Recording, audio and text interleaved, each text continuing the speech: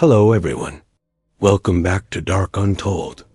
Tonight, we journey deep into the Appalachian Mountains, a place where fog never truly lifts and old superstitions still breathe through the trees. In this episode, 8 new most disturbing true Appalachian Mountains horror stories. You'll hear tales whispered only by firelight. Stories of wandering spirits along forgotten trails, cursed burial grounds that bleed after rain, unseen hands scratching at cabin doors, and voices that echo from places no living soul should be. These aren't myths. They're warnings passed down by those who swore they'd never return. So turn off the lights, put on your headphones, and whatever you do, don't follow the voices. They say if you hear crying by the Elk River after midnight, you don't stop. You don't look, you don't call out, and under no circumstance do you step into the water. Because she reached for you, the drowned girl, and once she touches you, the river won't let go. My name's Daniel Price. I used to work as a hydrologist for the state of West Virginia. My job was to monitor river flow levels, flood risks, all that technical stuff. Back in 2016, I was assigned to Webster Springs after a series of sudden surges in the Elk River. The town blamed it on heavy rain, but the data didn't match up. The sensors were tripping at odd hours, even on clear nights, as if something was disturbing the water from below. The locals warned me about the girl before I even got started. "You'll see her sooner or later," the diner waitress said one morning, pouring me coffee with shaking hands. "Don't answer her if she calls. Just walk away." I thought it was local folklore. Every small town has its ghost story keeps the kids out of danger, right? But over the next few weeks, I started realizing something was off. The Elk River was beautiful by day, glassy and green, but at dusk it changed. A mist crept over it like breath, and the air turned colder the closer you got. You could hear things too, a low humming sound, almost like a woman singing just under the surface.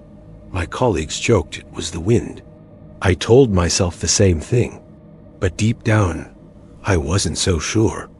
My first real encounter was on a Tuesday. I remember because it had rained all morning, and by sunset, the air smelled like wet earth and pine. I went out to check the monitoring station near the old bridge, a narrow, rusted structure that spanned the deepest part of the river. The locals called that section the Drowning Bend. It earned the name in 1935 when a flood tore through and carried away half the town. They say that's when the girl first appeared. I parked my truck by the tree line and walked down the muddy embankment with my flashlight. The river was calm, unnervingly so. The air felt heavy, pressing against my skin. I checked the equipment. No errors, no surges, nothing unusual. I was about to head back when I noticed something across the river. A figure. At first, I thought it was a reflection. The water was still, black as oil, and yet I could see her standing knee-deep near the opposite bank. She was small, maybe 15 or 16, wearing what looked like a thin white dress that clung to her frame. Her hair hung long and wet, tangled with what I thought was moss or riverweed. She wasn't moving. I called out just a cautious, "Hello?" and the sound of my voice echoed too loudly. The girl didn't answer. Then she raised her head. I couldn't see her face clearly, but her eyes caught the light. They didn't reflect like normal eyes. They absorbed it. A strange wave rippled through the water toward me. Not like wind or current, it moved against the flow. I backed up instinctively, nearly slipping in the mud. And then I heard it. A faint sob, soft but close, like someone weeping right beside me. I swung the flashlight around. No one. When I looked back at the river, she was gone. I told myself it was exhaustion, maybe a trick of the mist. But that night, I woke to the sound of dripping water. There was a puddle forming on my cabin floor, spreading slowly from the front door. My first thought was that the roof was leaking. But when I stepped closer, barefoot, the water was cold, ice cold. And there were footprints in it, small, bare feet, leading from the doorway toward my bed. I didn't sleep again until dawn. Over the next few days, I tried to rationalize it. Maybe a prank, maybe runoff from the rain. But each night, the sounds came back, the crying, the whispering. Once, I thought I heard someone knock on the window, 3 soft taps followed by a wet dragging sound. When I looked, there was nothing but condensation and streaks of mud shaped like fingers. By the end of that week, I couldn't focus on work. I started researching the 1935 flood, hoping for some explanation. That's when I found her name, Anna Whitlock. She'd been 16 when the flood hit. Witnesses claimed they saw her clinging to a tree as the river tore through town, screaming for help. Her father tried to reach her, but a second wave hit and pulled them both under. The father's body was recovered 2 days later. Hers was never found. There was one more detail, something buried in an old newspaper clipping. Several rescuers who searched for her body had drowned mysteriously in the same area in the following weeks. Locals claimed they'd seen a girl in white standing in the water, calling for them. That night, curiosity got the better of me. I drove back to the river. It was close to midnight, sky overcast, air thick with fog. I parked near the bridge again, grabbed my flashlight, and walked down to the water. The air smelled metallic, like rain and something rotten. The river was calm, but the surface moved in strange patterns, like something was shifting beneath it. Then I heard the crying again, faint and rhythmic, like the sound was coming from inside the current. I aimed my flashlight across the water. There she was. Same girl, same dress, standing knee-deep, her hair swaying, even though the air was still. This time, she was closer, maybe 20 feet away. I should have turned back. But there was something about her posture, the way her shoulders shook, that felt heartbreakingly human. "Are you all right?" I called. She lifted her head, and then she smiled. It wasn't a comforting smile. It was wrong. Too wide, too slow. Her lips were pale, her teeth too small, like a child's. Then she raised her arm and pointed at me. Before I could react, the water around my boots started moving. The ground beneath me felt soft, shifting. I took a step back, but the mud sucked at my feet, cold seeping through my jeans. The flashlight flickered. Then she spoke. "Help me." Her voice wasn't coming from her mouth, it came from everywhere, echoing through the water, the air, even the trees. My skin broke out in chills. I turned and ran. The river roared behind me, splashing and thrashing, as if something enormous had broken free. I didn't stop until I reached my truck. When I looked back, the water was calm again, as if nothing had happened. The next morning, I found muddy handprints on the door handle, small ones. I tried to report what I saw, but no one took me seriously. The county supervisor said I'd been working too many late nights, told me to take some time off. But the more I tried to leave it behind, the more it followed me. Wherever I went near water showers, lakes, even puddles, I'd hear faint crying. Sometimes in reflections, I'd see her face for a split second, pale, sunken, eyes wide, with that same desperate look. It got worse one night when a local boy drowned near the bridge. They said he'd been swimming after curfew, caught in a current.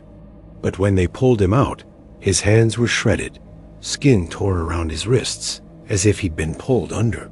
I knew then it wasn't over. I returned one last time, hoping to end it, maybe find whatever kept her tied there. I brought a lantern, a recorder, and a weighted rope in case I needed to dive. It was stupid, reckless, but I couldn't take the whispers anymore. When I reached the riverbank, the fog was thicker than I'd ever seen. The air was silent, not even frogs, just the soft lapping of water against stone. I waded in slowly, a current cold enough to make my bones ache. At first, nothing happened. Then the water around me began to pulse slow, rhythmic, like breathing. I raised the lantern. The light flickered, reflecting off the surface in ripples of gold. Then she rose up. She emerged from the water without a sound, inches from me. Her hair floated around her like a halo of weeds, her eyes wide and milky. Her skin looked translucent, stretched thin over something dark beneath. She reached out, fingers trembling, whispering that same phrase, "Help me." I wanted to move, to scream, but I couldn't. Her hand touched my arm, and in that instant, I saw everything her final moments. The flood, the screaming, the force of the water tearing her from her father's grasp. I felt her panic, her lungs filling, the crushing weight of the current. And beneath it all, the endless loneliness of being trapped waiting, forever waiting for someone to reach back. I yanked free and stumbled toward shore, my boots filled with water, every step heavier, slower. She followed, dragging herself forward, eyes locked on mine. The sound of rushing water grew deafening. I tripped and fell into the mud, gasping, the lantern falling beside me. The light illuminated her face pale, twisted, mouth open in a silent scream. I must have blacked out, because when I woke, it was dawn. The river was calm again. My lantern was gone. So was my recorder. I told myself I dreamed it, but the bruise on my arm where she grabbed me was real 5 perfect finger marks, each colder than the rest of my skin. I left Webster Springs that day and never went back. But it doesn't matter. She found me anyway. Last week, my basement flooded during a storm. When I went down to check, the water was ankle deep, and there, in the middle of it, was the recorder I'd lost that night. It shouldn't have been possible, but it was sitting there, caked in mud, blinking red. I pressed play, static, then crying. Faint at first, then closer. Then my voice, panicked, begging for her to let me go. And over it, her whisper, "You came back for me." The sound of water rushing filled the room, growing louder until it cut off abruptly. Now, whenever it rains, I hear footsteps in the hallway wet, slow, deliberate. And sometimes, just before sleep, I can feel cold fingers brush against my arm. I haven't stepped near a river since, but I know one day, when the storm comes again, I'll hear her crying from the basement. And this time, I don't think I'll be able to walk away. They warned me never to camp under the old oak at the edge of Frostburg, and if I did, I'd feel the rope before I saw it. I laughed when they told me that, but I'm not laughing now. Not after what I saw. Not after what I felt tightening around my neck that night. My name's Michael Garner. I work for the Appalachian Historical Society out of Morgantown. Most of my fieldwork involves chasing stories, interviewing locals, photographing landmarks, documenting whatever scraps of folklore might otherwise fade with the generations. Frostburg, Maryland, was supposed to be one of those quiet, rural stops. The kind of place where stories stayed trapped in the barrooms and died with the old-timers who told them. I came in late October, when the air had that wet, metallic chill that always clings to mountain towns before the snow comes. Frostburg sat nestled in a shallow valley, and every house looked like it was holding its breath. There was one bar, McCree's Tavern, and that's where I first heard about the tree. An old man named Chester told me the story. He looked like he'd been pickled in whiskey and sawdust, his eyes milky with cataracts, but sharp when the firelight hit them just right. He leaned close and said, "Don't pitch your tent near the Frostburg Oak. That's where they hanged Silas Reid. Wrong man. Wrong death. That tree remembers, and it don't forgive." According to Chester, Silas was a blacksmith accused of killing a preacher's daughter back in 1893. They found her body by the creek beaten, broken, her throat cut, and a hammer nearby. Silas claimed it wasn't his, but the mob didn't care. They dragged him from his home and strung him up from the biggest oak in the county. The preacher himself kicked the stool out from under him. When they found the real killer a week later, a drifter who'd fled south, The town buried him quietly. But by then, the damage was done. Folks said the roots of that tree started bleeding. The sap turned red like rust, thick as syrup, and it never went back to normal. I should have stopped there. Should have written down the story, thanked Chester, and moved on. But curiosity is a dangerous thing when you chase ghosts for a living. That evening, I hiked out to the ridge just as the sun began to bleed into the horizon. The trail was overgrown, lined with tall, blackened pines, and the ground was soft from last night's rain. I found the oak easily. It towered above everything else, its gnarled branches reaching out like skeletal arms against the orange sky. The bark looked wrong. It wasn't brown or gray, but streaked with a deep reddish tint that seemed to pulse faintly under the dying light. The ground beneath it was bare, no grass, no fallen leaves, just damp soil that smelled like copper and decay. I set up my small tent a few yards away and started a fire. The forest went quiet in that eerie way it does when it's holding its breath. No crickets, no birds. Just the faint creak of the oak as the wind brushed past its limbs. Around 10 p.m., I pulled out my recorder to document my impressions. My voice sounded smaller than usual. Location, Frostburg Ridge, I said. Temperature 47 degrees. Wind speed low. No visible animal life. Local legend suggests residual energy, possibly connected to historical lynching. The sap appears red in low light. We'll collect a sample at dawn. I turned off the recorder and lay back. The fire flickered low, painting the inside of my tent in trembling gold light. I remember the smell like smoke, iron, and something faintly sweet. Then I heard it, a slow creaking sound. Not the normal groan of wood in the wind. This was sharper, rhythmic, like weight shifting on a rope. I sat up, listening. The sound came from the oak. When I unzipped the tent and looked out, the fire had nearly died, but I could still see the silhouette of that twisted tree against the stars. The branches swayed, though the air was still. Then I saw something dangling. It moved slightly in the breeze, long, thin, pale in the moonlight.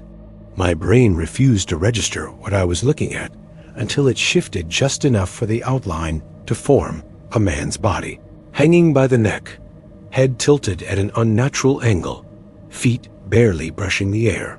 I blinked, and it was gone. I stumbled out of the tent, flashlight trembling in my hand. The beam cut through the fog, creeping low across the ground.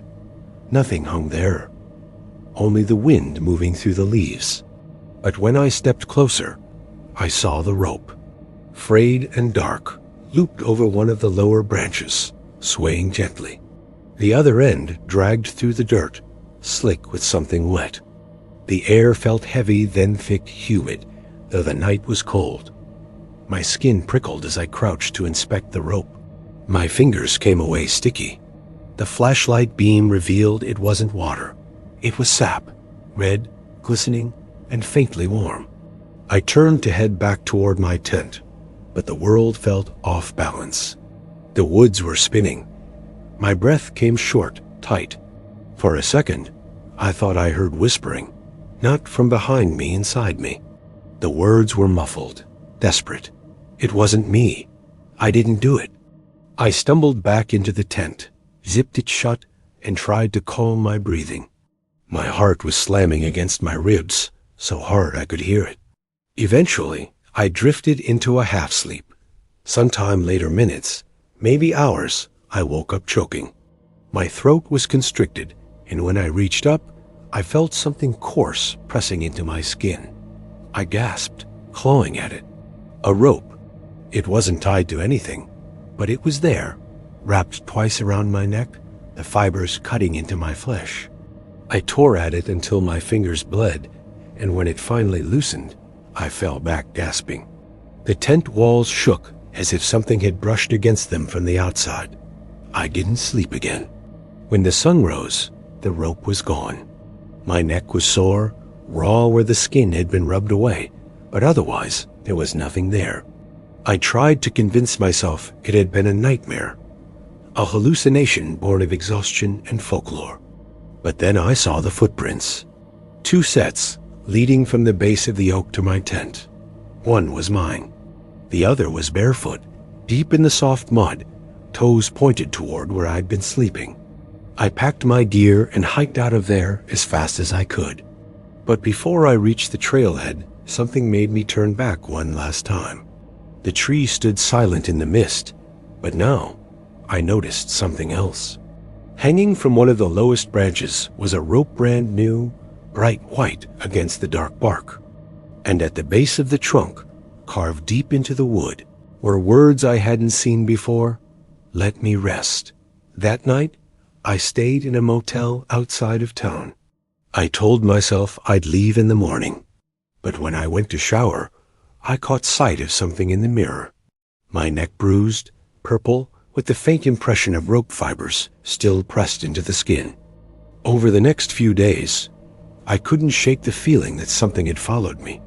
Every time I tried to sleep, I'd hear it again, the creak of wood under weight, the low rasp of a rope twisting in the air. Once, in the middle of the night, I woke to find the window open, curtains fluttering, and the faint smell of sap drifting into the room. When I finally got home to Morgantown, I locked everything up and threw the recorder into a drawer. I didn't listen to it for weeks. But last night, I finally did. The first few minutes were normal my notes, my voice describing the site. Then, around the 10:30 mark, the static shifted. Underneath it, there was breathing. Not mine, slow, ragged, and wet. Then a voice whispered, faint but clear. He didn't hang alone. I froze. Then came another sound, a snapping noise, sharp and loud, like a rope tightening under sudden weight. The recording ends there. I don't know what that means. I don't know why every night since then, I wake up at the same time, 3:17 a.m. gasping, my throat burning like it's being crushed. I've seen doctors. They tell me it's anxiety, sleep paralysis, residual trauma from my work. But last night, I woke up with something sticky on my neck. When I turned on the light, my hand came away red. It wasn't blood. It was sap. And it smelled just like that tree. They say if you hear your own name whispered underground, you should never answer. Because whatever's calling you in those tunnels, it's not the living. I didn't believe that once. Now I know better. My name is Daniel Price. I'm a mine safety inspector for the Virginia Department of Energy. And last winter, I was sent to Grundy to document the old Elk Creek iron mine abandoned since the 1940s after a collapse killed 27 men. My assignment was straightforward: survey the shafts for structural stability, record air readings, and mark any areas that might pose a risk to hikers or illegal scavengers. But Grundy's locals had their own warnings.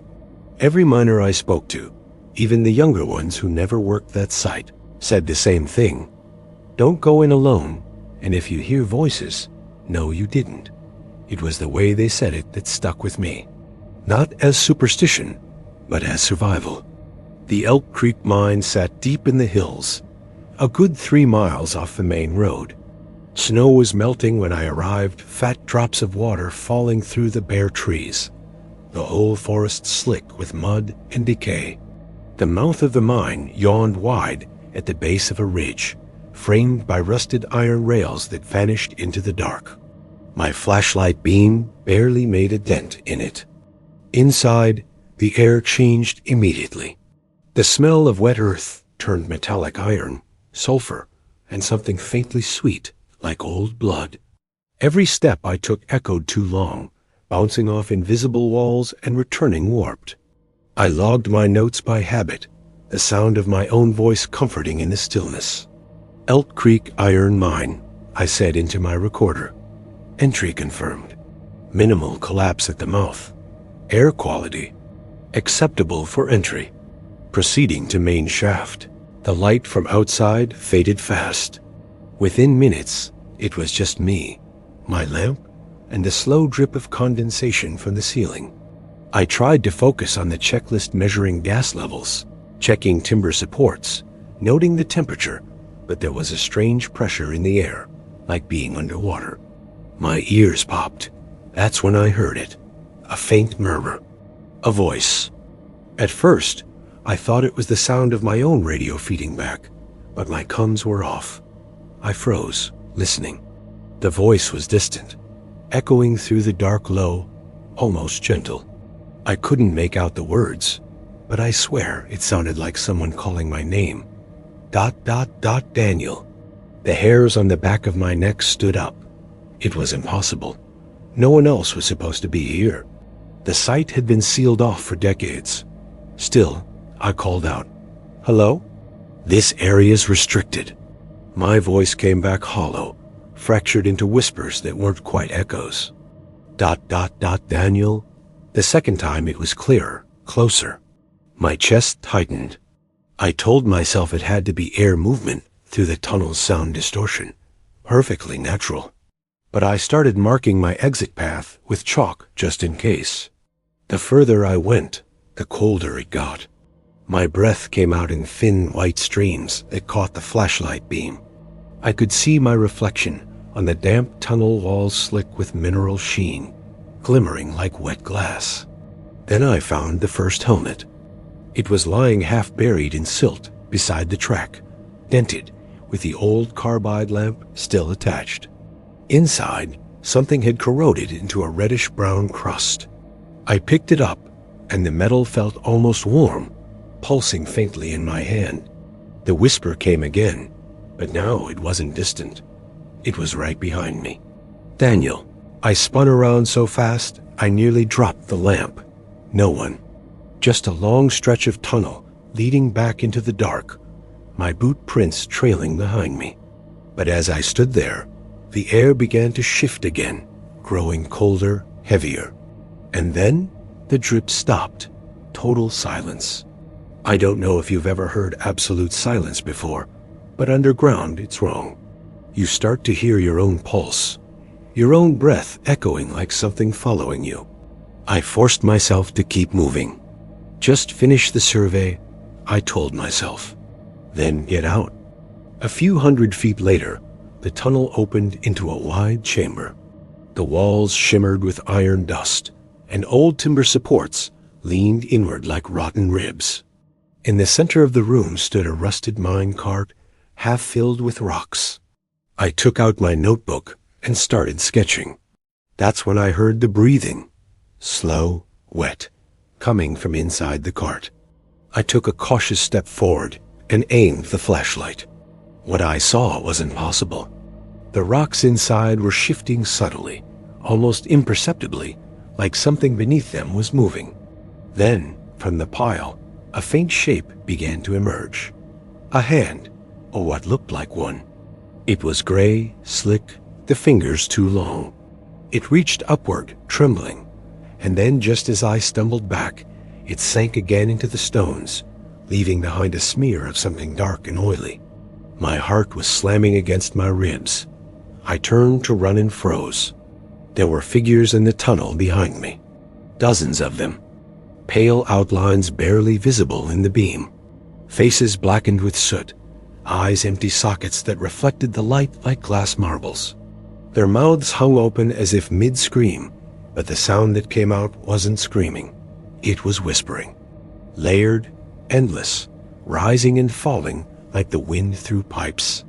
I stumbled backward, tripping over the rails, my lamp swinging wildly as their whispers filled the chamber. My name again, over and over, dozens of voices now. Daniel, Daniel, come deeper. My light flickered, then died. The darkness swallowed everything. I dropped to my knees, fumbling for the backup flashlight. My hands were shaking so hard I could barely grip it. When I finally clicked it on, they were gone. The tunnel was empty. I ran. I don't even remember the path I took, just the sound of my boots hitting the rails, the echo of metal, and my own ragged breath bouncing off the walls. But the whispers didn't stop. They followed me. No matter how fast I moved, They stayed right behind my ears. "Don't leave us. Stay down here. Help us." I burst back into the main shaft, gasping for air. The entrance light was nowhere to be seen. My chalk marks were gone, washed away by moisture or something else. My compass spun uselessly. I must have wandered for hours. The tunnels twisted in on themselves, the walls closing in tighter with every turn. At one point, I found an old elevator shaft. The cables snapped, the platform missing. I shined my light down into it and saw nothing but black, then faintly a reflection. A helmet, floating, except it wasn't floating. It was on someone's head. A face looked up from the dark gray skin, hollow eyes, and smiled. The next thing I knew, I was running again, blind panic driving me deeper into the maze. My flashlight battery died sometime after that, and I was left with only the dim red glow of my gas monitor, flickering like a dying ember. I don't remember finding the exit. I just remember cold air hitting my face and the taste of iron thick in my mouth. I crawled out sometime before dawn, covered in mud, shaking uncontrollably. The next day, a search team went in to recover my equipment. They came back with my recorder. The rest was gone. When I finally had the nerve to play it back, most of it was static and garbled noise. But about 20 minutes in, there was a sequence that still makes my skin crawl. You can hear me walking, breathing hard. Then softly a voice says, "Daniel, this way." And I answer, "Yeah? Who's there?" A pause. Then, in my own voice, something replies, "Keep going." That was it. That was the last clear sound before the tape cuts off. I quit not long after that. I still wake up at night, hearing that metallic ringing in my ears, that pressure in my chest, like the mountains still on top of me. Sometimes, when I close my eyes, I can still hear them calling. Last week, one of the newer inspector's kid named Avery was sent to recheck the Grundy mines. He didn't come back. They found his flashlight near the main shaft entrance, still on, the beam pointing down into the dark.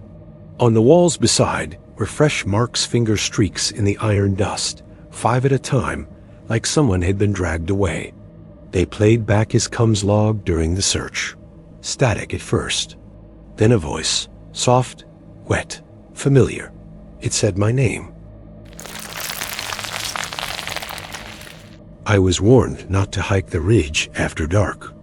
The ranger at the visitor center didn't look up from his paperwork when he said it, just muttered, "You don't want to be out there when the light shows up." His tone wasn't joking.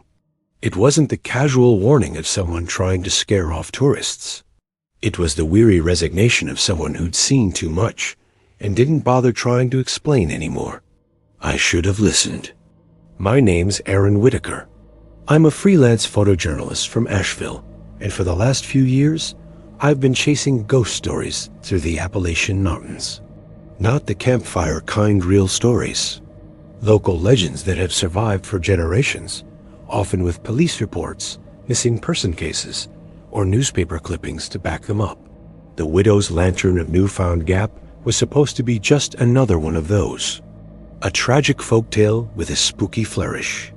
The story goes that back in 1898, a newly married couple tried to cross the ridge during a storm. The husband was a logger, used to the mountain paths, but the blizzard that hit that October was brutal. He went out to bring in a lost mule and never came back. His wife people called her the Widow, though she never remarried, searched for him night after night, carrying a kerosene lantern through the wind and snow until she vanished too. They say her ghost still walks that same trail every October, a dim light bobbing through the fog, always searching, never finding. That was the story. I thought it would make a perfect Halloween feature. Photos of the gap, interviews with locals, a bit of eerie ambiance for the magazine. So I packed my camera gear, recorder, and a tent, and drove out to Newfound Gap on October 17th. The weather was cold but clear, and I told myself I'd just camp for one night. Maybe I'd catch some atmospheric shots of mist rolling through the trees, and that would be that. But something about the mountain air at night felt wrong. The wind was too quiet. The forest too still. I set up camp near the ridge, not far from where the old wagon road used to pass through before they built the highway. The ground was damp, covered in thick moss that squished beneath my boots. I could smell the faint tongue of iron in the air, sharp and unpleasant, like rusted metal or blood. I built a small fire and checked my recorder, muttering notes into it. October 17th. Newfound Gap. Locals say the widow's lantern appears between midnight and 2. Conditions are clear. No sign of fog or... That's when I heard it. A faint sound drifting through the trees. It wasn't the wind. It wasn't an animal either. It was a voice. It was so soft I thought I imagined it. A woman's voice, whispering something just out of reach. I turned off the recorder, stood up, and listened. The forest was utterly silent. Then it came again. Aaron ... It said my name. Every hair on my arms stood on end. I froze, scanning the dark tree line, but there was nothing there. Just the dim glow of my campfire, flickering against the skeletal branches above. I told myself it was the wind. That sound plays tricks in these hollers. But deep down, something cold slid through me, like the air itself had turned aware. I grabbed my flashlight and panned it toward the sound. The beam sliced through the darkness, hitting the fog that had begun creeping up from the valley below. And that's when I saw it. A light.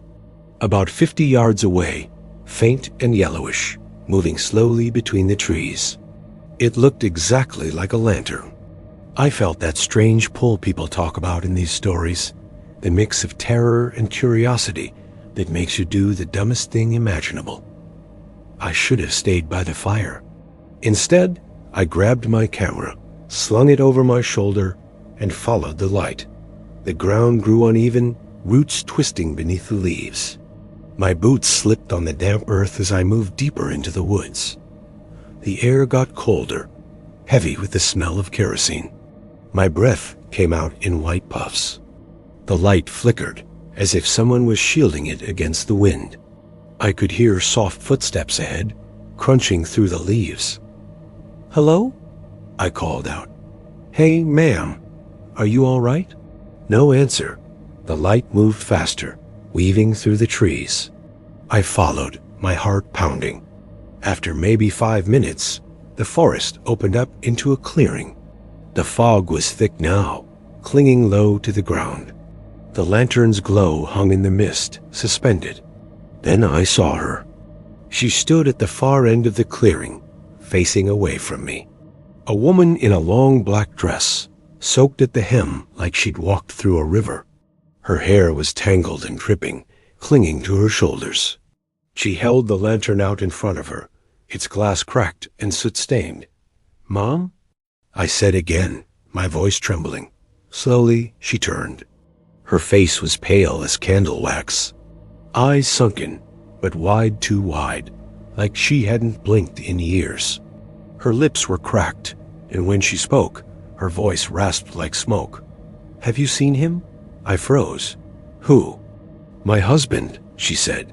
"He's lost in the storm." The words came out broken, old-fashioned, but her tone was pleading, desperate. She lifted the lantern higher, and I saw that her hand wasn't quite right. The skin looked burned, the fingers stiff and blackened, as if melted wax had hardened over them. "Please," she whispered, "help me find him." Every instinct screamed for me to run, but my body wouldn't move. The air felt thick, pressing against my chest.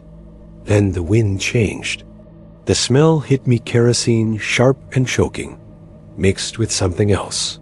Burnt fabric, charred flesh.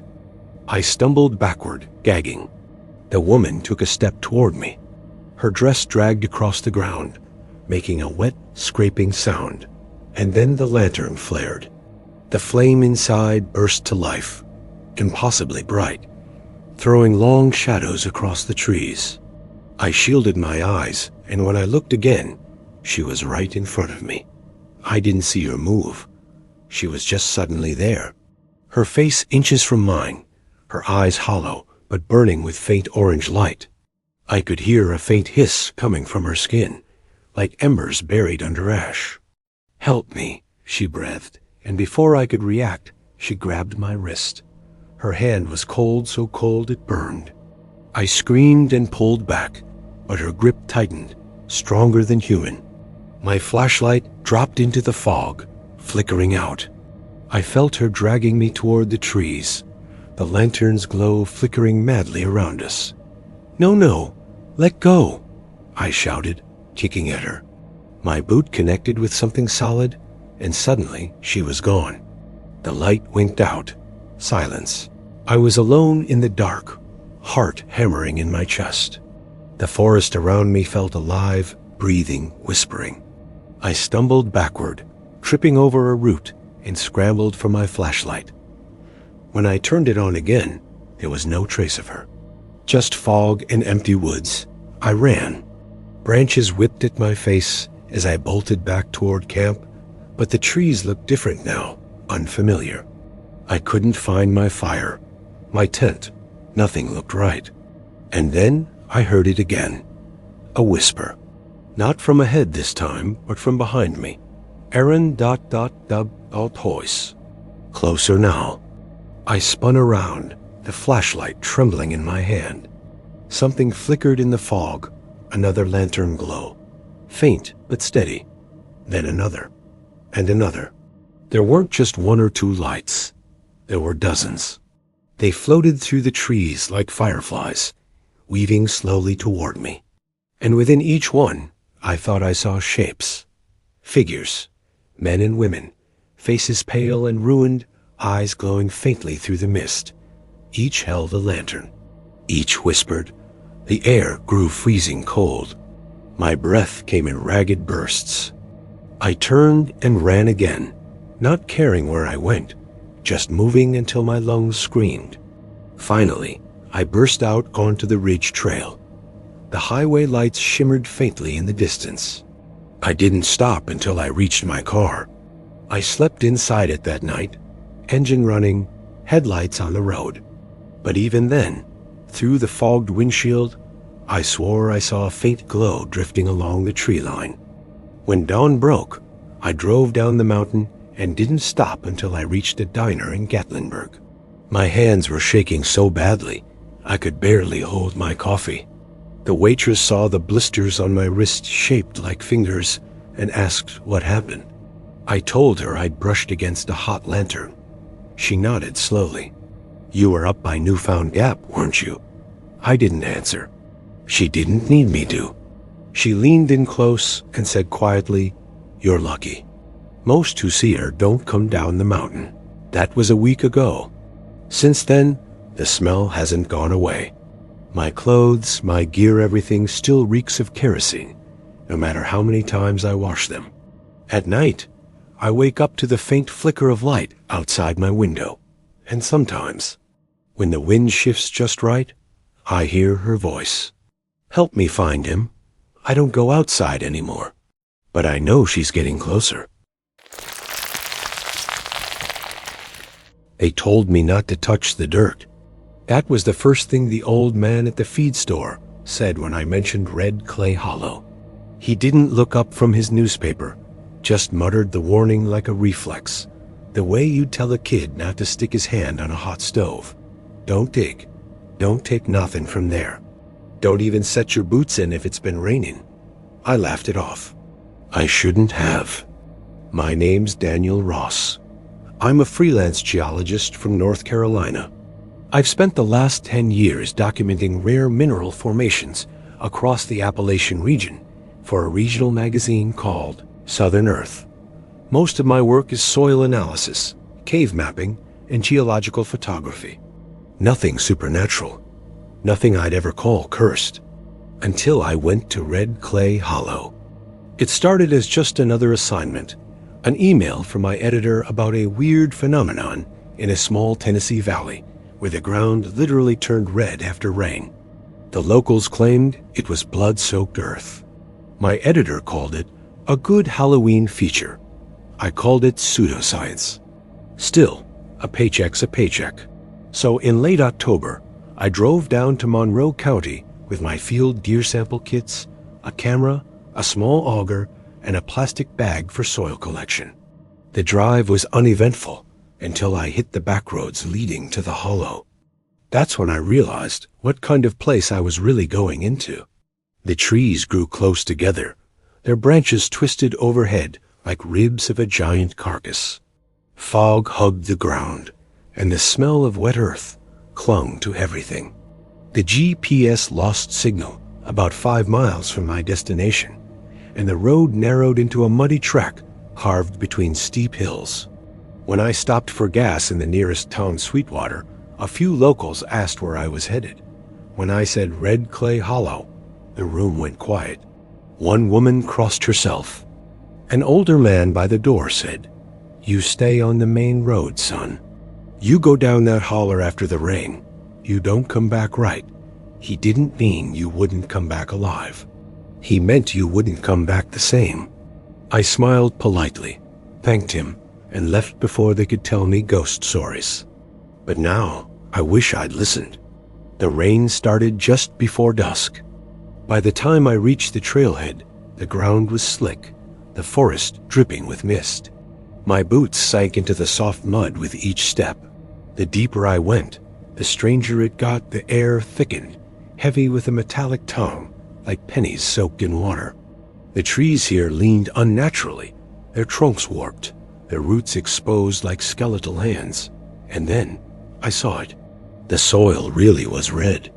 Not orange like clay, not rust-stained. It was deep crimson, almost the color of fresh blood. Even in the low light, it gleamed weightly, reflecting the sky like a slick wound. I crouched and touched it with my glove. It was warm. That should have been my first clue something wasn't right. I filled one of my sample bags anyway, labeled it RCH001, and took a few photos. When I zoomed in on one, I noticed small shapes in the soil, tiny blackened fragments that looked like burned bone. That was when the whisper started. At first, I thought it was the rain hissing through the leaves. But it had rhythm. Words, soft and indistinct, but human. ... leave it, ... leave it. Leave it, ...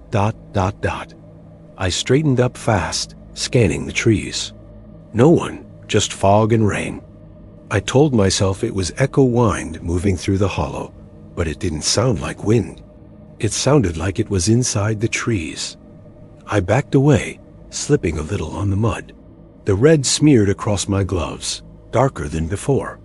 By the time I reached the truck, night had fallen completely. I cleaned my hands with bottled water and climbed inside, shivering. My clothes smelled strange, sweet, and rotten, like fruit left in the sun too long. I drove out as fast as I could, tires spitting mud. When I reached the main road, I realized my hands were shaking so badly I could barely hold the wheel. That night, I stayed at a small roadside motel. I dumped my gear on the counter, showered, and fell asleep watching the rain batter the window. Around 2 a.m., I woke up to a sound. Whispering. It was faint at first, coming from somewhere near the bathroom. I sat up, heart pounding, and turned on the lamp. The whispers stopped. I told myself it was the pipes or the wind under the door, but then I noticed something on the nightstand. My soil sample bag RCH001 was wet. Not from rain, from inside. A red streak had bled through the plastic, dripping onto the table. I swear to God, it looked like blood. I opened the bag with trembling fingers. The soil was still damp, but it was darker now, almost black, and it smelled like smoke. I dumped it into the trash and tied the bag shut, pushing it outside into the hallway. But even after I did, the whispering continued. It came from the walls this time. Soft, rhythmic, like someone breathing words through plaster. Burned, ... Burned alive, ... double quotes. That's when I remembered the legend the old man at the store had mentioned. The Conjure Woman. The story went like this. In the late 1800s, there was a healer who lived in Red Clay Hollow. Folks came to her for charms, potions, and cures. But when livestock started dying and children fell ill, they blamed her. One night, a group of men dragged her from her cabin and set it on fire. They said she cursed them with her dying breath. "May the earth drink your blood as it drank mine." After that, the soil turned red whenever it rained. I didn't believe it then. But sitting in that motel room, with whispers crawling through the walls and that sickly smell of kerosene filling the air, I started to. I barely slept. The next morning, I drove back to the site half out of curiosity, half because I wanted to prove to myself I hadn't lost it. The rain had stopped, but the ground was still wet. The red earth shone brighter in daylight, streaked across the slope like veins under skin. When I reached the clearing where I'd taken my sample, I froze. My footprints were gone. Completely gone. The ground was smooth, untouched except for one new thing. A shape. Someone or something had drawn a circle in the mud. Inside it were handprints. Dozens of them, pressed deep into the soil. Some small, some large, all smeared with dark red. And in the center, sitting like a warning, was my sample bag. The same one I'd thrown away at the motel. It hadn't just followed me. It had come back. I stumbled backward, heart hammering, tripping over a root. The air grew thick again, that same sweet, smoky rot. Then came the whispers, louder now, overlapping voices that didn't belong to any one throat. "Why did you take it? Give it back. Burned, ... Burned alive, ... I grabbed the bag, intending to throw it into the creek, but the moment my hand touched it, the whispers stopped. Then a voice right next to my ear. Too late. The world went silent. Not quite silent. The birds, the wind, even the trees seemed to freeze. My breath hung in the air, pale and unmoving. The red soil beneath my boots pulsed slowly at first, then faster, like a heartbeat. The ground gave way. I fell through, crashing into something soft and wet. When I opened my eyes, I was underground in a hollow space lined with roots and mud. The air was hot and stifling. My flashlight flickered, casting a trembling circle of light. I wish it hadn't. The walls weren't just dirt. They were covered in faces. Sunken, blackened, half-melted faces pressed into the clay like fossils. Eyes open, mouths stretched in silent screams. The smell was unbearable burnt hair, kerosene, and blood. And in the center of that terrible place, half buried in the red earth, was the outline of a woman. Her skin was gray and cracked, her hair fused to her skull, her dress little more than ashes. But her eyes were open, and they turned toward me. "You took what was mine," she said, her voice a dry hiss that scraped against my skull. I couldn't move. My legs wouldn't respond. She raised one charred hand, and the soil around me began to shift. It crawled up my boots, my knees, my waist thick, heavy, alive. I screamed and tried to pull free, but it clung tighter, pulling me down. The last thing I saw before darkness swallowed me was her reaching toward my face, her mouth opening in a smile that showed no teeth, just a hollow void. When I woke up, it was dawn. I was lying on the forest floor, covered in mud.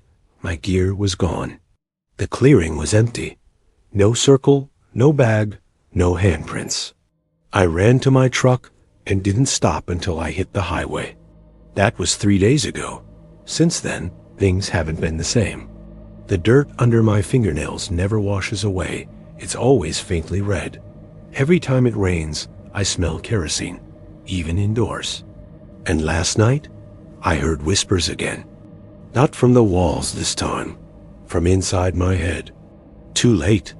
I dug the soil sample out of the motel trash earlier today. I don't remember driving back to Red Clay Hollow, but somehow I ended up here again, sitting in my truck with the bag beside me. The rain's starting to fall. The earth outside is already turning red. I think she wants it back. They told me not to go past the second bridge after dark. If the fog rolls in, turn back, the old man at the gas station warned, his voice trembling as if the words themselves might summon something. Don't follow any lights in the woods. No matter how close they seem, I should have listened. God, I should have listened.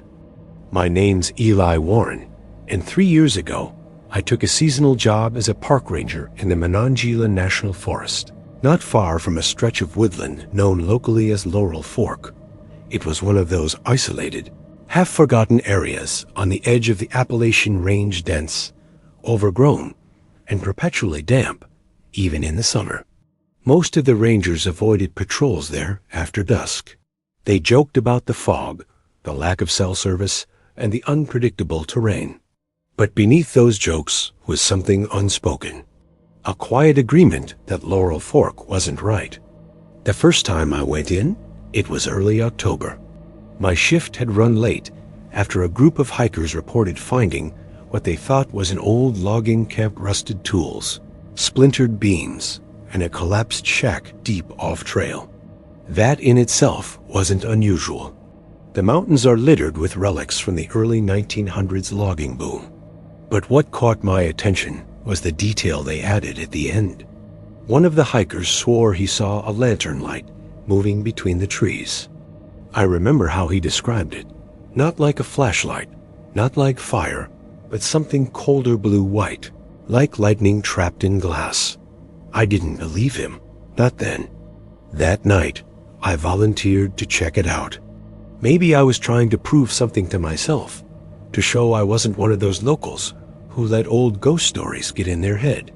So I packed my gear, logged my location, and started down the path into Laurel Fork just after 7 p.m. The air changed the moment I crossed the tree line. The forest seemed to swallow sound. Even the crunch of my boots faded, replaced by a kind of soft, pulsing silence. The temperature dropped too fast for early fall. My breath misted, and a thin fog began creeping along the ground. I radioed in my position, got nothing but static.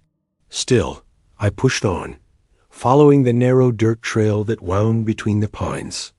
I remember the way the fog seemed to move, shifting against the trees like it was alive. The smell of wet earth grew heavier, mixed with something faintly metallic like rust or blood. After about 20 minutes, I found the remains of the camp. There were half-buried saw blades, a few splintered posts, and the collapsed frame of what might have been a bunkhouse. The wood was so rotted it came apart at my touch.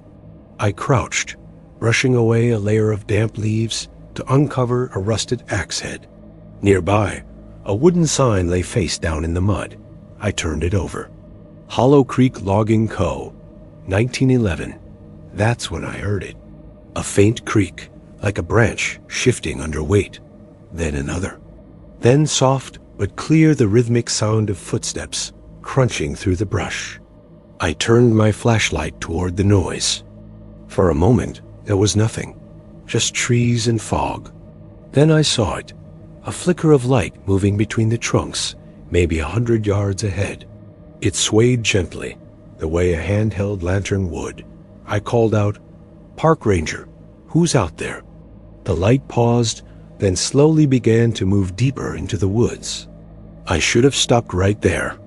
Every instinct told me something was wrong, but the rational part of me clung to logic. Maybe a trespasser, a camper, another hiker. So I followed.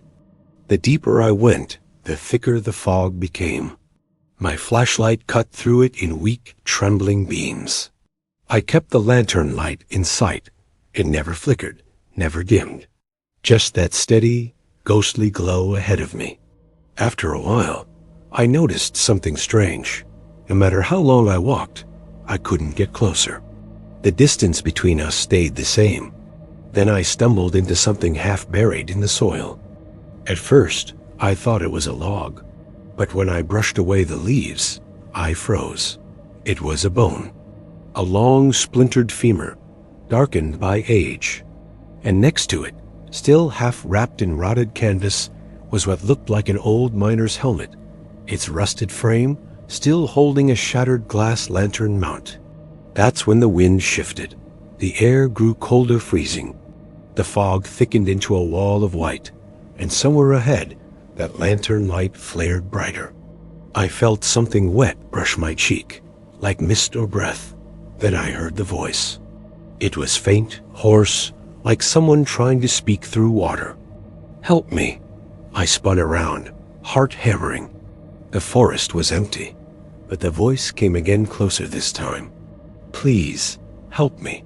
I raised my flashlight and caught a glimpse of movement, a pale shape sliding between the trees.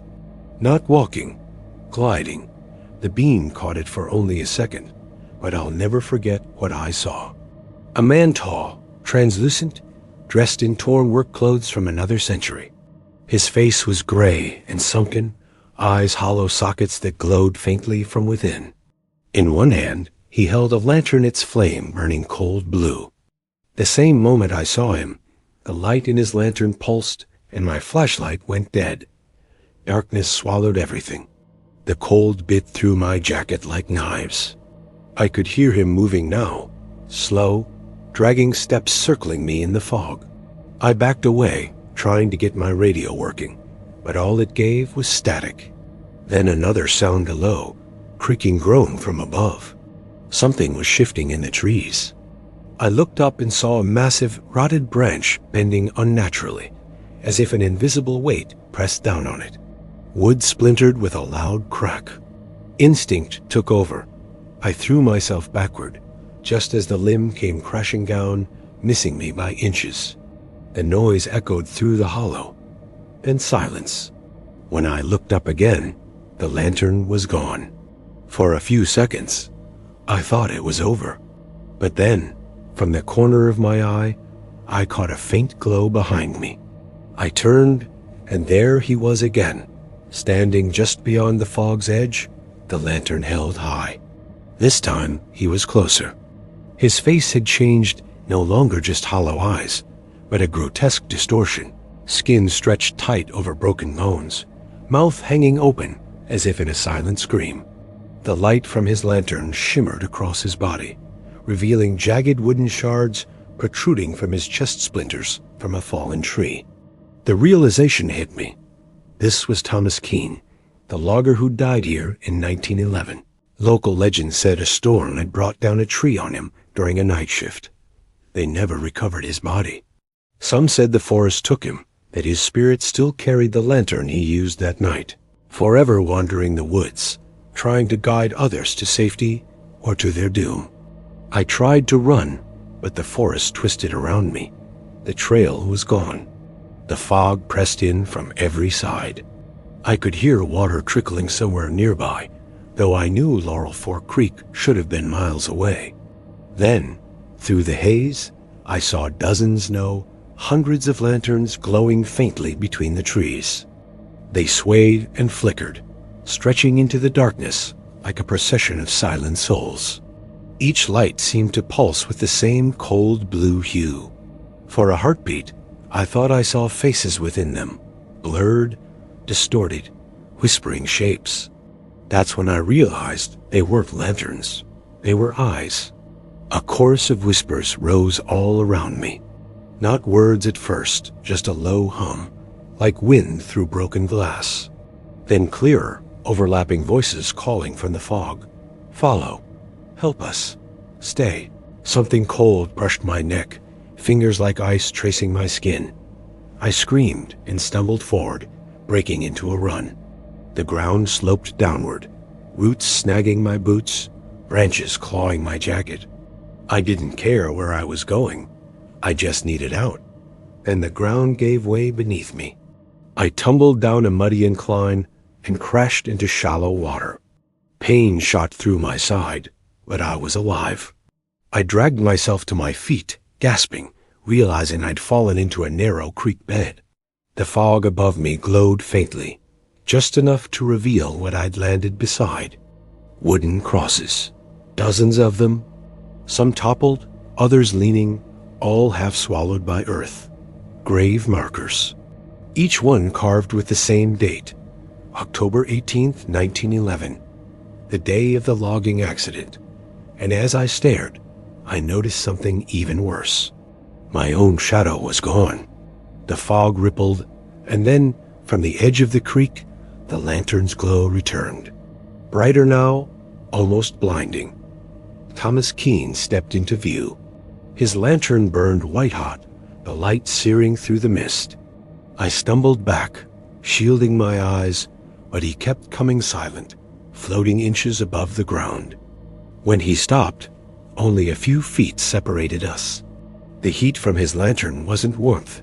It was burning cold, like standing before an open freezer door in the dead of winter. Frost formed on the edges of my sleeves. My breath crystallized mid-air. He raised his other hand, reaching toward me. His fingers were translucent, bones faintly visible beneath the skin. And when he touched my chest, I felt something tear, not flesh, not fabric, but deeper. Like he was pulling something out of me. The whispers grew deafening. I could hear them, the other voices calling, pleading, trapped. And for a moment, I saw what he saw.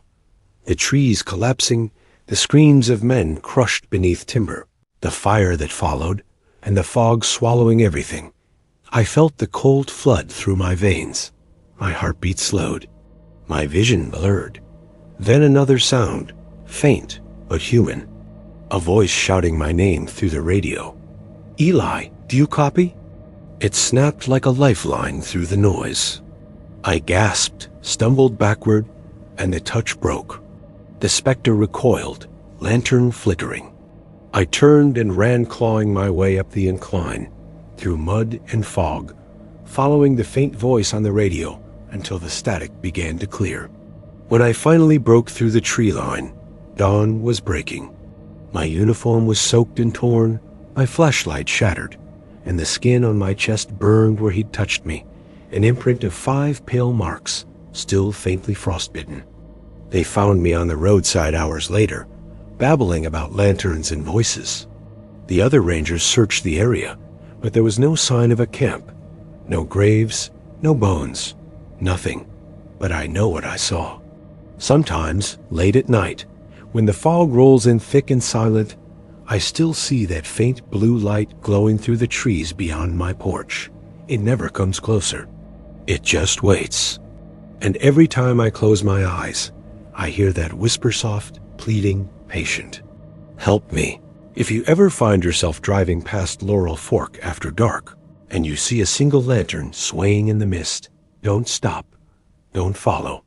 He's still looking for someone to take his place. They told me not to go past the ridge after dark, not when the storm clouds gathered and the smell of rain carried that strange tang of burnt wood.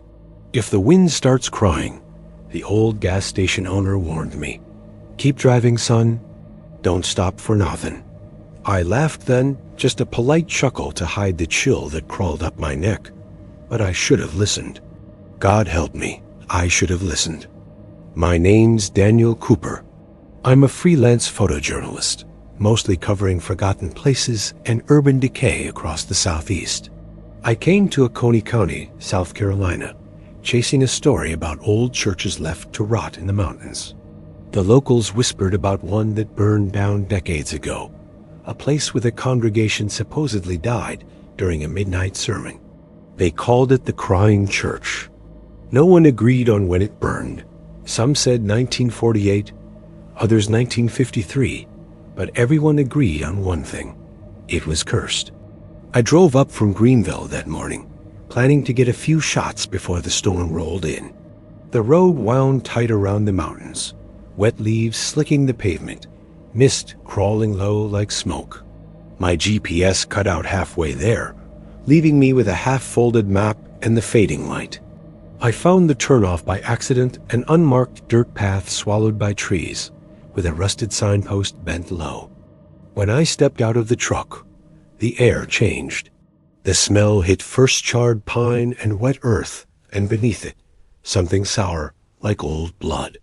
I told myself it was just the storm stirring up the forest floor, but the woods were silent. No birds. No crickets.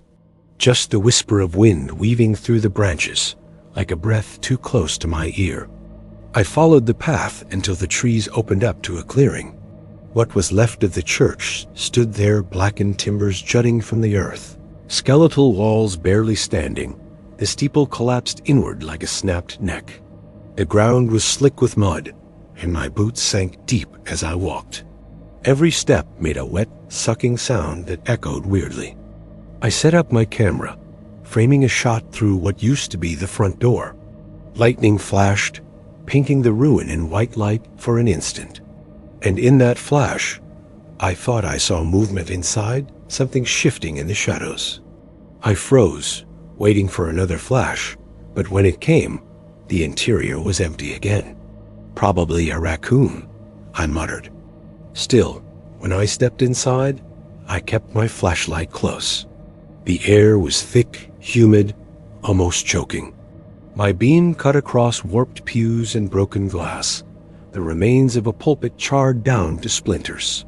On the far wall, faint lines of red streaked down the wood.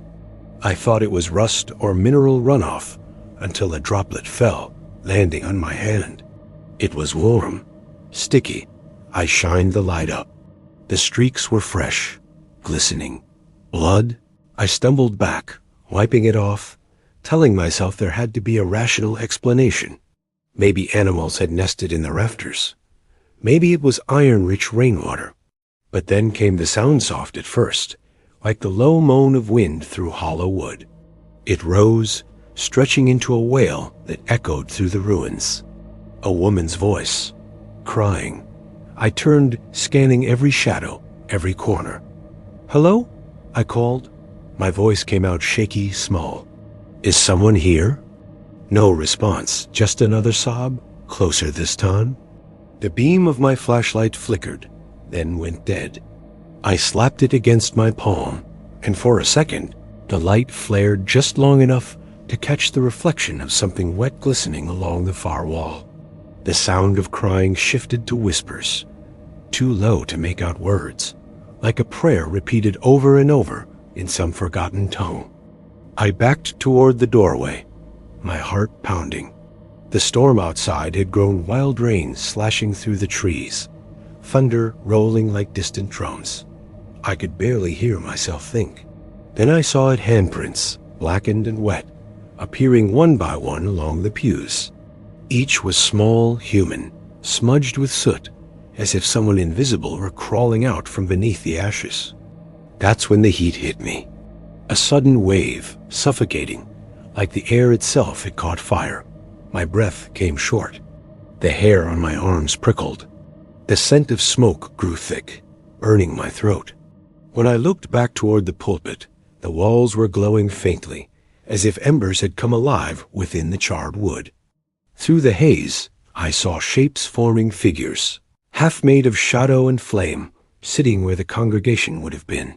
Men, women, children, their faces melted, eyes hollow, all of them staring at me. "Get out," someone whispered. I ran. My boot caught on a loose board, and I went down hard, landing in mud and ash. The moment my palms hit the ground, the texture shifted. It wasn't mud anymore. It was soft, like skin, warm. I jerked my hands back, and in the faint lightning, I saw what I'd touched. A pile of half-buried bones, blackened and cracked from fire. I scrambled up and bolted for the doorway, but the entrance wasn't where I remembered it. The whole room seemed to twist, stretching wider, the pews rearranging like a nightmare, trying to keep me in. I turned in circles, choking on smoke that wasn't really there. The crying grew louder, dozens of voices now, wailing, begging, praying. The air shimmered with heat. I ran blind through the smoke until I hit a wall. Only it wasn't a wall. It was soft like wet cloth, and when I pulled my hand away, it came back stained red. A heartbeat pulsed beneath it, faint but steady. The wall was weeping. I screamed. I don't remember doing it, but my throat was raw when I finally stumbled out into the rain. The cold hit me like a slap. Behind me, the church flickered, just a shape in the storm, smoke curling from its broken roof. I ran to the truck, slipped in the mud, and didn't look back until I'd slammed the door shut and locked it. The engine coughed twice before starting.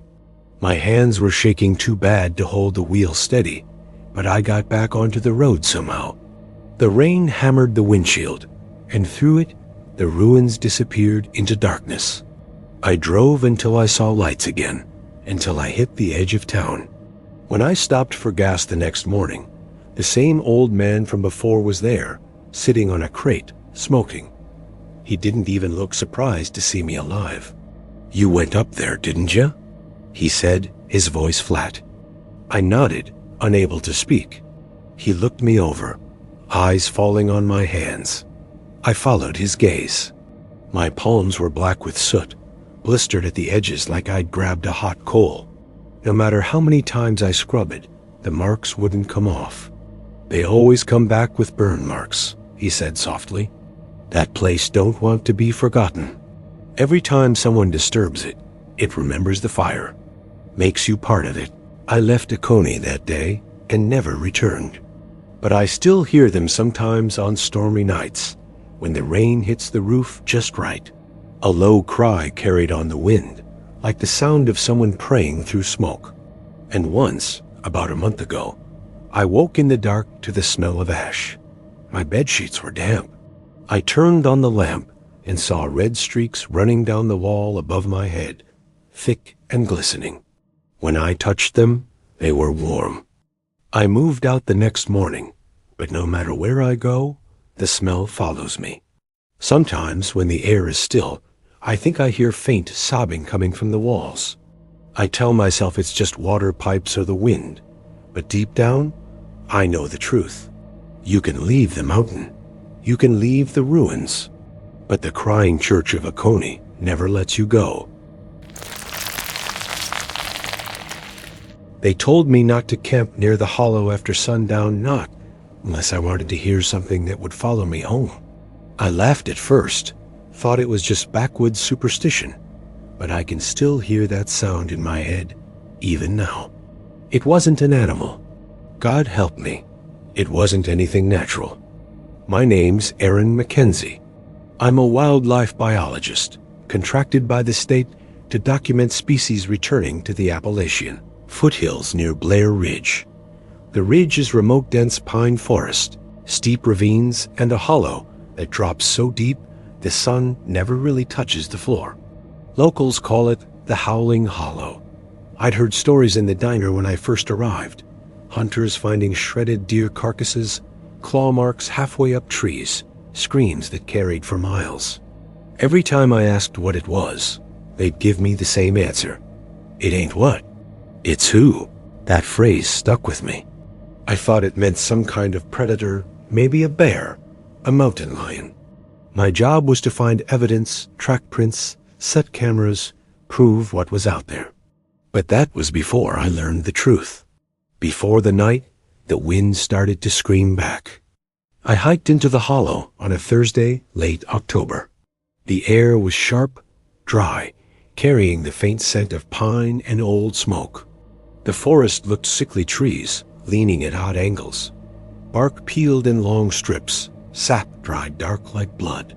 I found the claw marks they'd mentioned, 15 feet up a white pine, carved deep and ragged. No animal I knew could reach that high.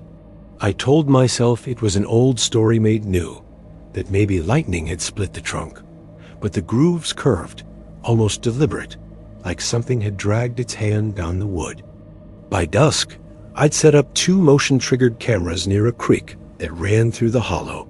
I pitched my tent on higher ground, just above the waterline.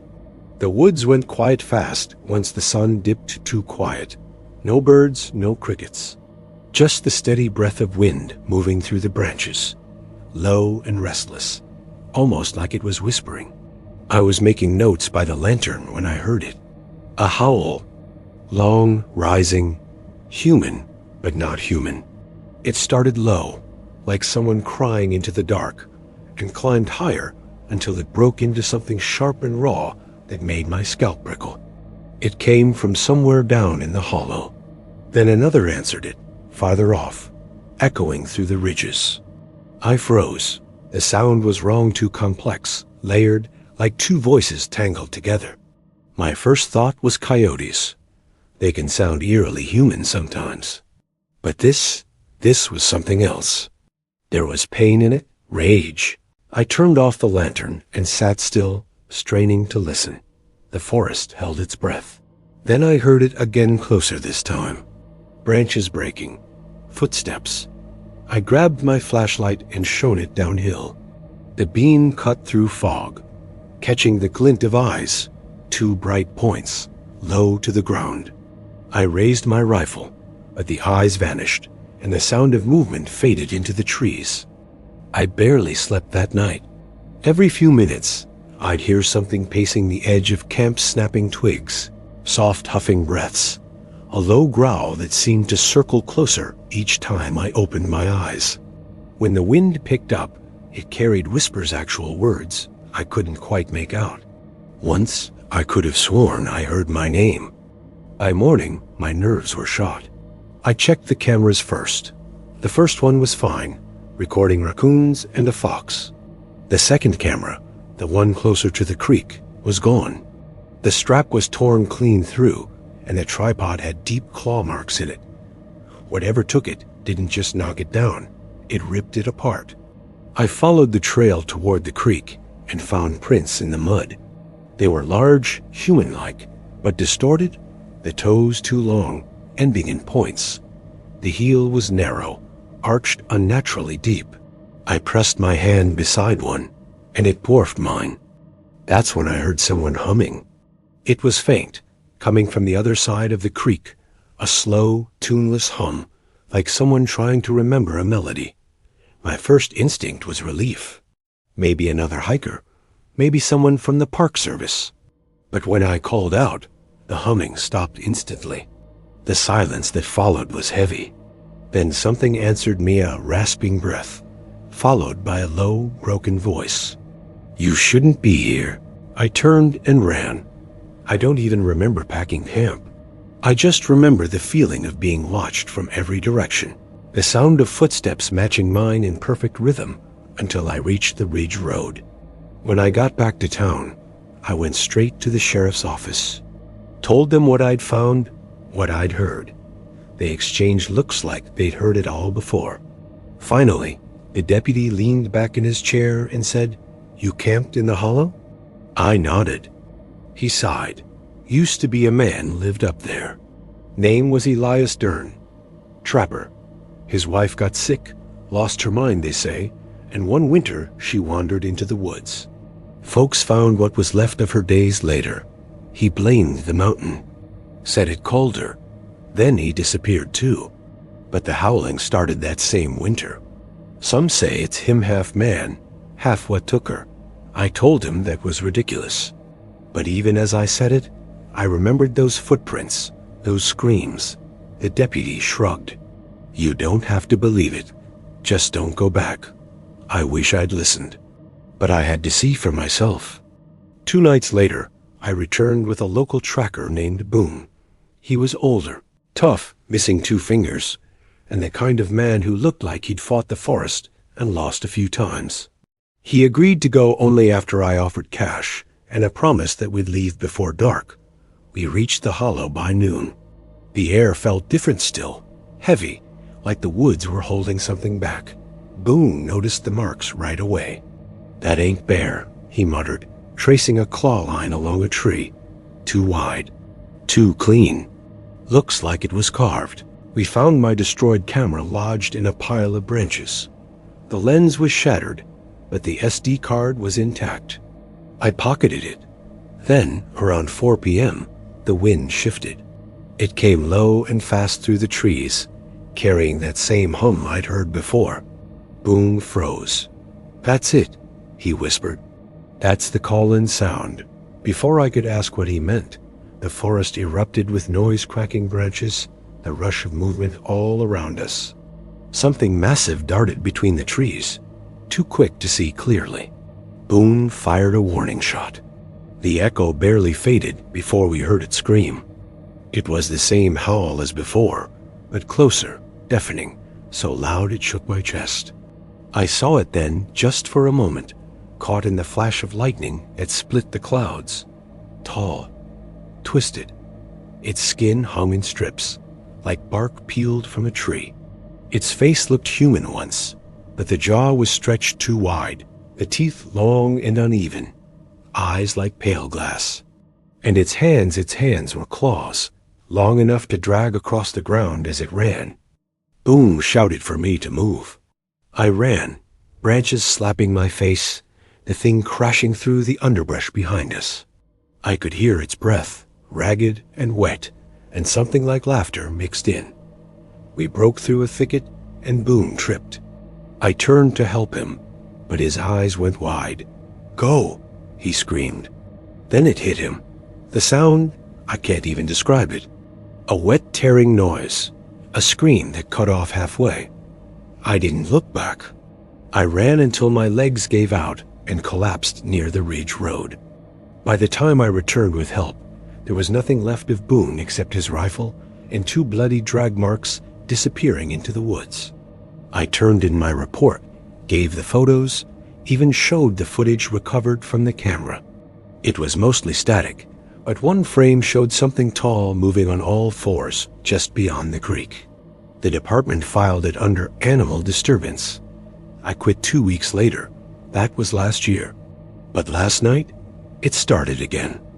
I live 3 counties away now, but around midnight, I heard the wind change. It came low through the pines behind my house, humming, almost like it remembered me. Then came the howl faint, distant, but the same. My dog wouldn't stop growling, staring at the window. I went outside, just to prove to myself it wasn't real. The wind was cold, dry, and for a moment, everything was still. Then I saw it tall and thin, standing at the edge of the tree line. It didn't move, just watched. I stepped back inside, locked every door, every window. But when I looked again, it was gone. Only the trees swaying in the dark, and the faint sound of humming coming from somewhere deep in the woods. I haven't slept since. The scratches on my front door weren't there this morning. They're higher than I can reach. And when the wind blows from the east, I swear I can hear Boone's voice crying for help from the hollow. But I know better now. That's not him. It never was. It's still hunting. And it remembers my name.